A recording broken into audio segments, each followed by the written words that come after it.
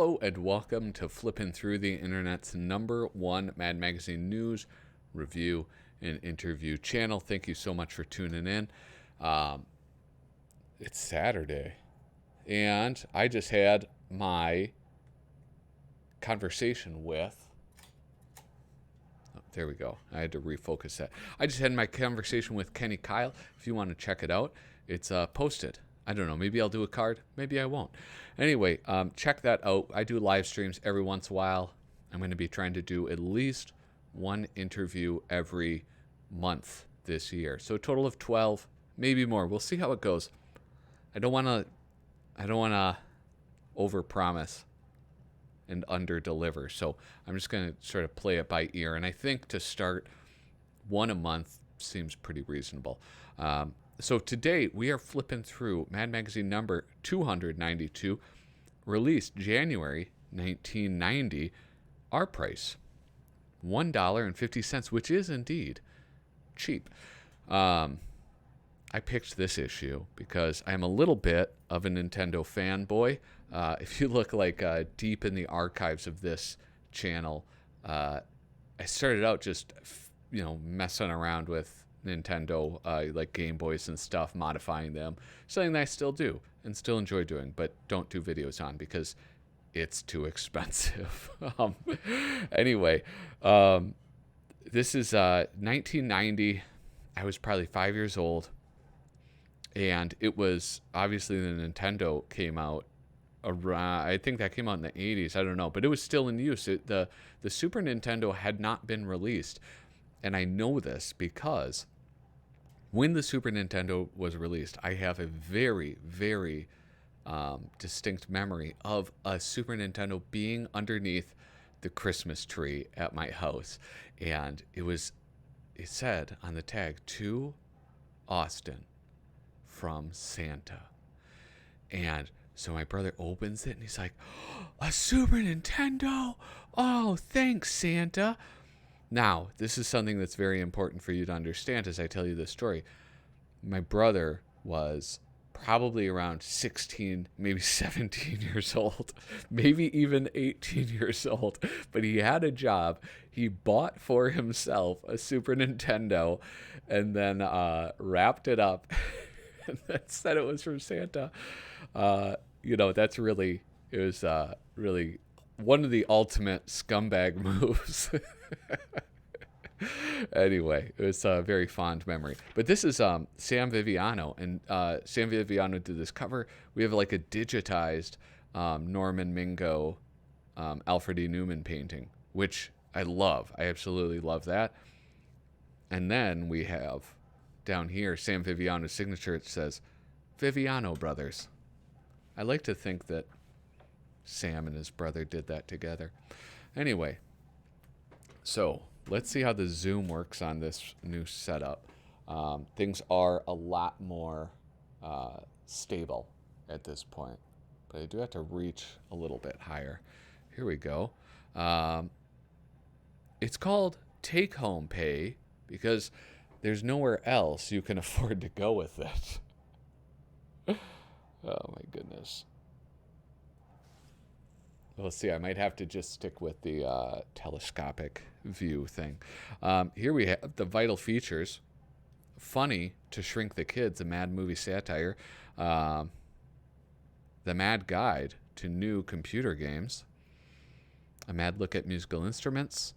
6 Minutes looks at smoking. The Great Tune Surplus Sale. And Buried with Children. Okay, this is Sam Viviano. I've been trying to figure out what it is about what he does differently than other people. So like Mort Drucker there's like, I think, slightly more realism. Viviano seems to focus on the jaws and the nose specifically. Any artists who have looked closely at that, I would love to hear your thoughts on those different styles. Funny to Shrink the Kids. I don't know. I would say, let's say Mort Drucker.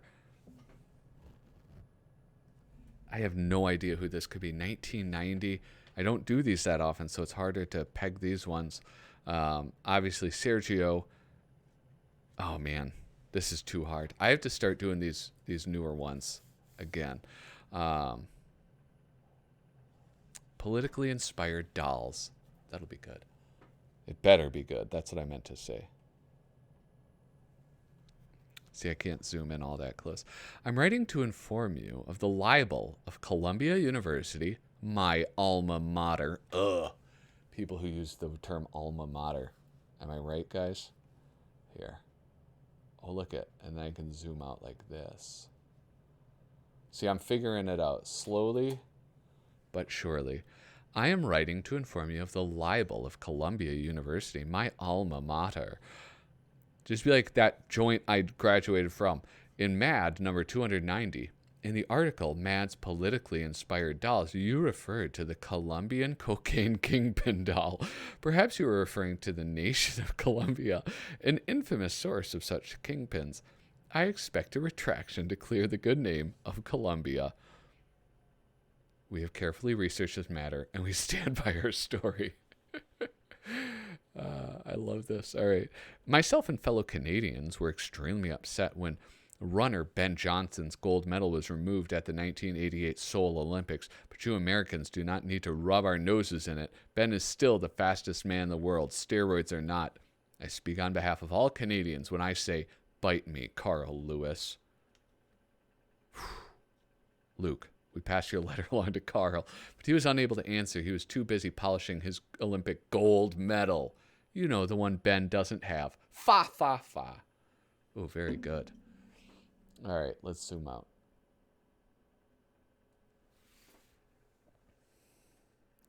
Oh, and now zoom back in. All right, I'm getting used to this. I think it is a slightly better setup. Oh, here we have Howard Stern reading Mad Magazine. I just wanted to send you a picture of the real Howard Stern to prove to you that my nose isn't as big as shown in your article, Mad Visits a Fat Farm. How dare you print such an exaggeration? I've been a fan of your magazine ever since you put me in an article. Oh, that's very funny. Oh, that's back before he had national syndication. Very interesting.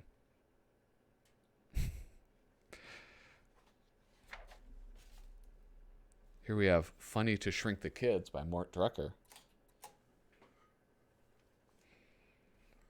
I mean, these are like so great. The dorky little brother was perfect. Who is this guy? Why am I forgetting his name? Writer Dick DiBartolo, artist Mort Drucker. Let's zoom in on some of these panels, see what's going on.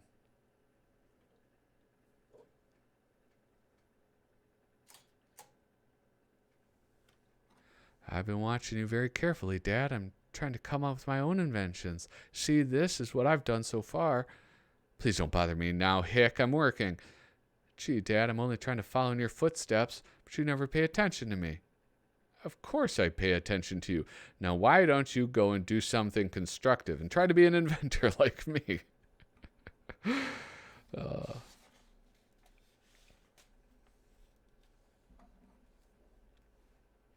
Honey, I packed the VCR, microwave, air conditioner, hairdryer, curler, Cuisinart, ice cream maker, steam iron, blender, tape recorder. Look underneath all of that, and if you've also packed the kids, because I can't find them anywhere, because they're shrunk. Well, they'd better show up sooner. They're going to miss out on the weekend of Roughing It. I don't know. I'm going to move on. This one wasn't that good. I know.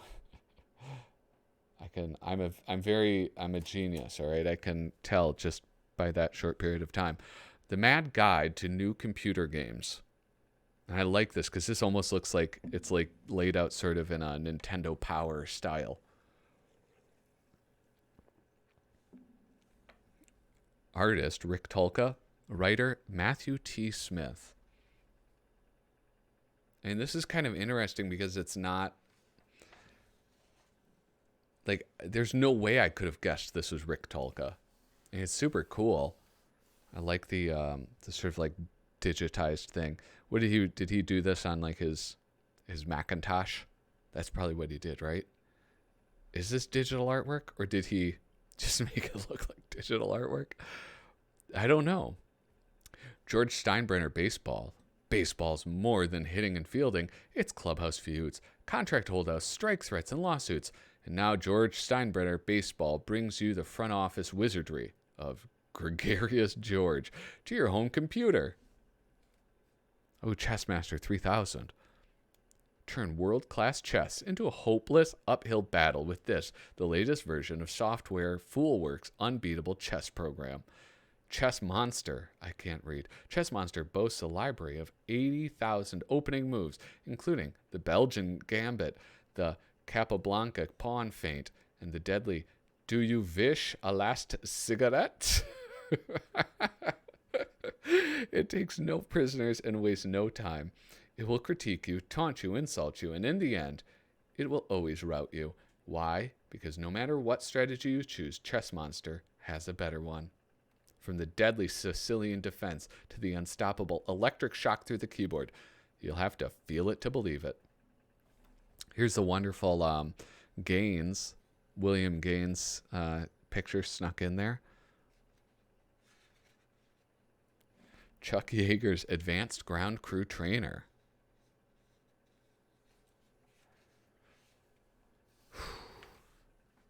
The Mad Week by Paul Coker. Artist, no longer junior. Paul Coker, artist. Writer, Charlie Cadow. On Sundays, you stay out late to miss the end of weekend traffic jam, only to wind up in a traffic jam of other people who stayed out late for the same reason. At about 10:30 p.m., you decide it's time to start working on your weekend homework assignment. You add the 6 sections you still haven't gotten to the pile of Sunday newspaper sections you still haven't gotten to from the past 18 weeks.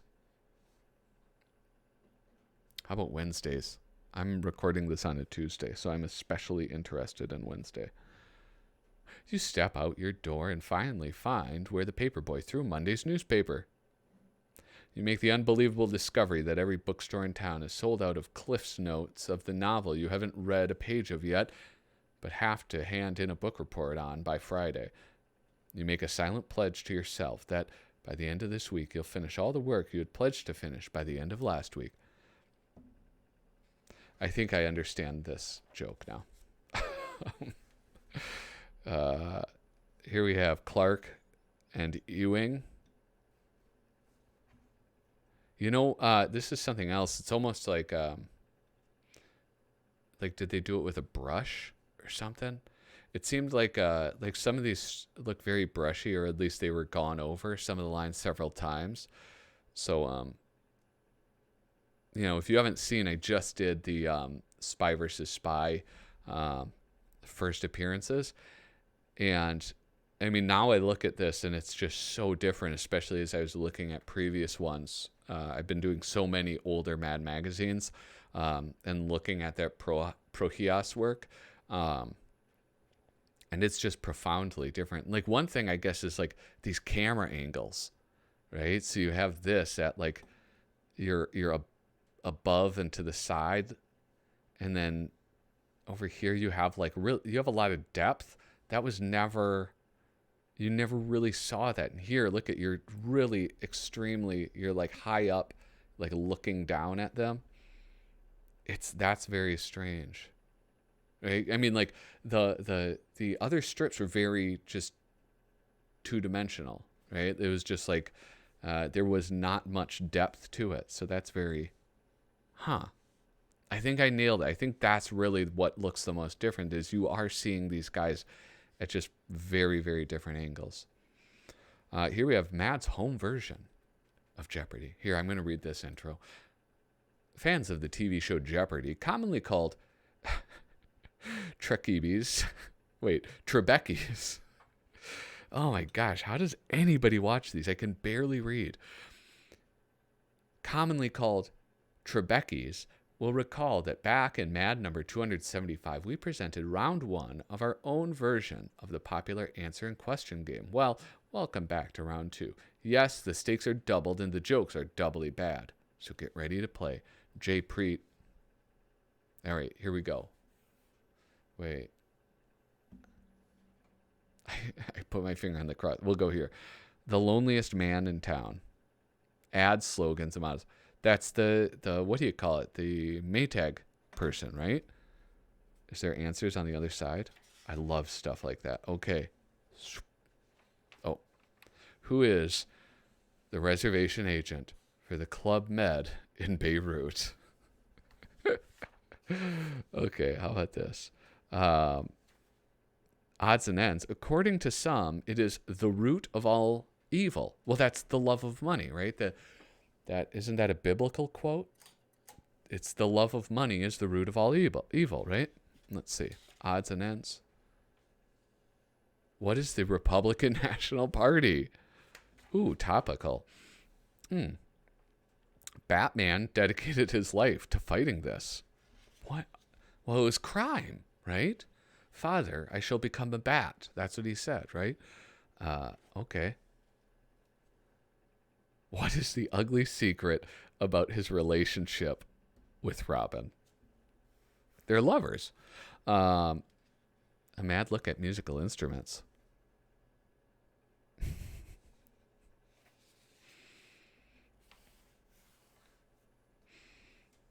It's like, why don't you want to play the piano?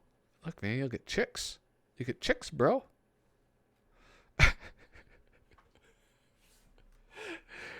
Imagine that. Imagine being the loser in your own fantasy. Oh, that is the most brilliant strip I have ever read of these. Holy smokes. That is... All right. Actually, I think this one might be. Oh, my goodness. One fine morning in Miami. Oh, some beautiful Jack Davis artwork. Writer, Duck Edwing.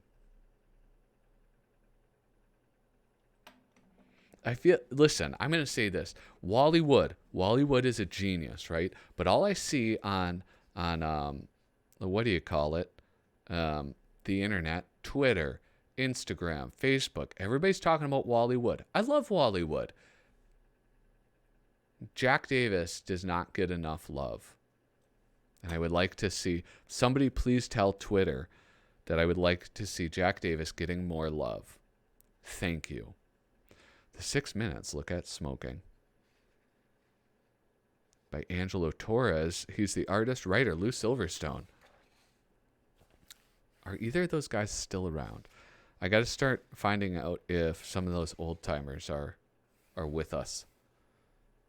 Oh, what's your choice? Peter Paul Porges. The unmistakable style of Peter Paul Porges. So he just uses ink.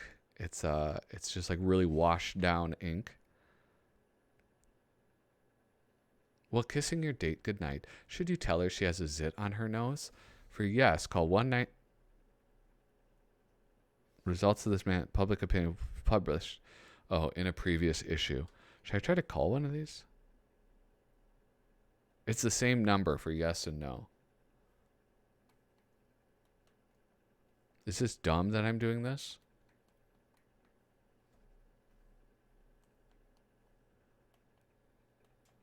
Okay. I'm going to call. Hold on. Here, you see? I'm calling.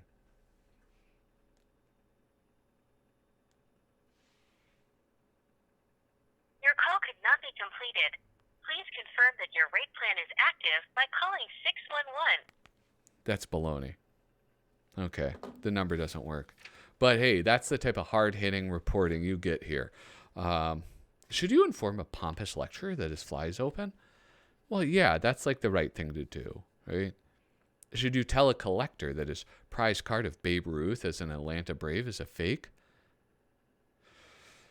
I would say no, actually. Well, maybe.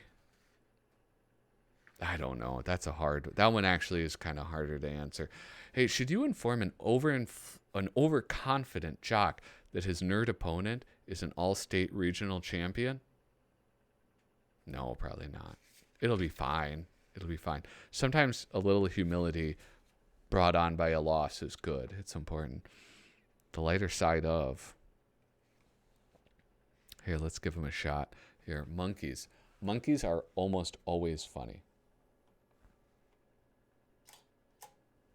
I'm sorry, Professor Sternlicht, but I'm afraid I failed. After all these weeks trying to get these stupid monkeys to communicate with sign language, I've had no results. Well, at least you tried.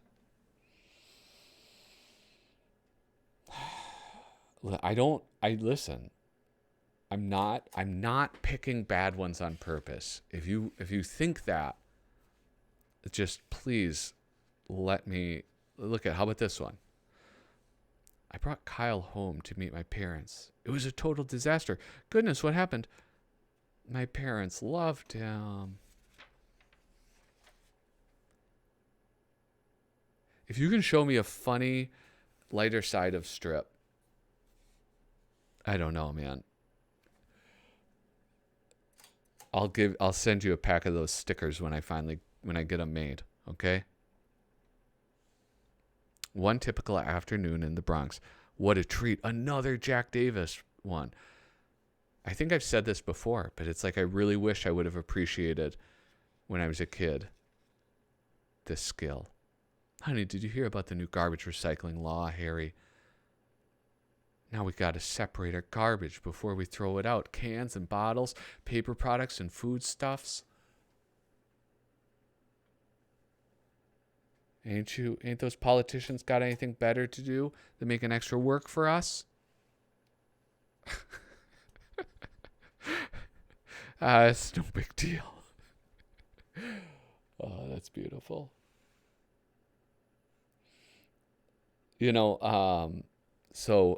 This was Lou Silverstone. I've actually found that Duck Edwing, while I like his art style, his writing I prefer so much more. Oh my goodness, Angelo Torres, writer Larry Siegel, The Great Tune Surplus Sale. Wait. What's this? The fantastic 2-for-1 bargain, tune mallets and lumps. These fabulous mallets are guaranteed to raise immediate 1-foot-high lump on anyone's head in 3/4 of a second, and that's guaranteed to disappear even faster. Violent fun for the whole family. $6. Is that right? How about this? Dynamite bargains in Dynamite. Call it yours. Tons of surplus Miracle Tune Dynamite. There's actually, this kind of reminded me of it. There's a YouTuber that actually did this with a rifle, and it sent it a different direction. It was pretty wild. So factual, very factual.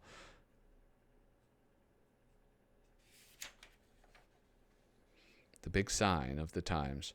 Artist George Woodbridge. Writer Stan Hart.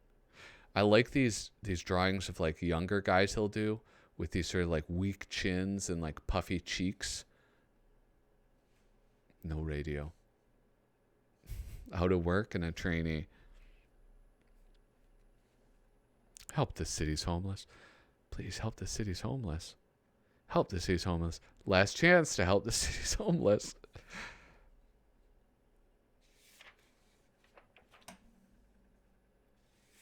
Whoa. Duck Edwin getting like a huge spread. Look at this. Chills out up north. I sort of like it. I think I prefer it when they spread this type of stuff out, where it's like the chilling out up north appearing in multiple things. Oh, Al Jaffe, beautiful artwork.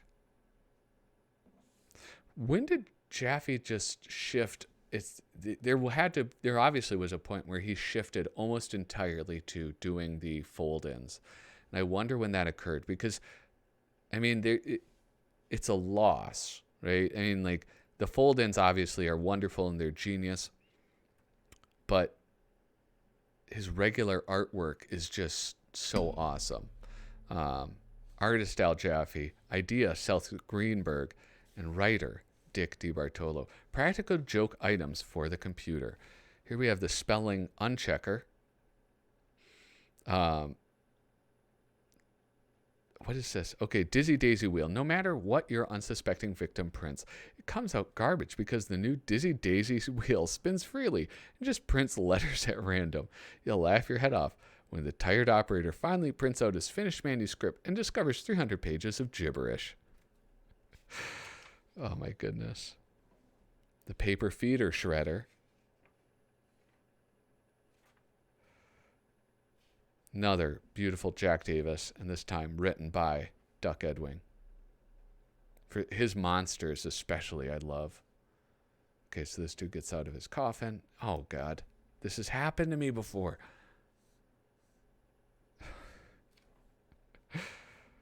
Oh, my goodness. And here's a beautiful Sam Viviano. Writer Dennis Snee, Buried with Children.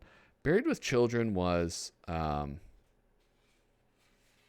I don't know. I never really got into it. It seemed like very cynical. Maybe I would think differently if I watched it now, but I don't know. There was like, if you think of like the dysfunction of a family, it seemed to lack a certain amount of heart that something like The Simpsons had, right? There was dysfunction in The Simpsons, but there was still like heart and love between them, right? Did they ever show that in Married with Children? I don't think they did. I think even Roseanne did that, right? Roseanne did that, where it was like we ultimately we do love each other, even though we're like, you know, we're white trash. Exciting. If you can't say anything good, don't say anything at all. That's a fine idea, but it doesn't work in Hollywood. The pitiful truth is, the lousier the film, the more vigorously its studio promotes it with windbag press releases and misleading ads. In fact, this promo copy is often more creative than the film it plugs. That's why we say Hollywood's most imaginative writing isn't on screen. It's in the exciting but meaningless movie studio blurbs, filmed completely in its entirety. Oh, man. For the makers of a previous film comes another one of the year's most recent films. If you don't see this film, you won't know what you're missing. 2 hours of sheer projection. You won't believe a film like this is possible. Here we have the fold-in, and unfortunately, it has never been folded, so I shall not fold it. Oh, and of course, the joystick Jabberwacky. Writer, George Woodbridge. Writer, Frank Jacobs. Artist, George Woodbridge. 'Twas Billy. The Shy Guy clones did Grax and Grumple in the crate. All Lizzie were the Hanger Zones and Fanto Renegade. Beware the Shadow Boss, my son, the Killer Clams, the Mummy Men. Don't Goomba with the Newell and shun the Death Breath, known as Ken. He holtzled at Zigmos from afar, dodged zombie slime with lightning scroll, while Zelda in her Mamda jar made Yuki with a troll. You know what? Like, as I'm reading this, Frank Jacobs had to do research for this. So he's like, what is that? Like, it's the Lewis Carroll, right? So he's got this, but then he has to find out all of these characters and other things, right? Like oh man, I want to talk to Frank Jacobs so badly about his work. That is my goal. That's my goal. End of the year. That's crazy. That's a crazy end of the year goal. Anyway, thank you so much for watching. This has been Flippin' Through. Please hit like, subscribe, share this video out. That's the best way to make this channel grow. With that, I think I forgot to thank the patrons. So if I did, thank you to Rod Sperry, Andrew Goldfarb, Casey Ori, and Kyle Bridgett. With that, thanks so much for watching. Toodaloo.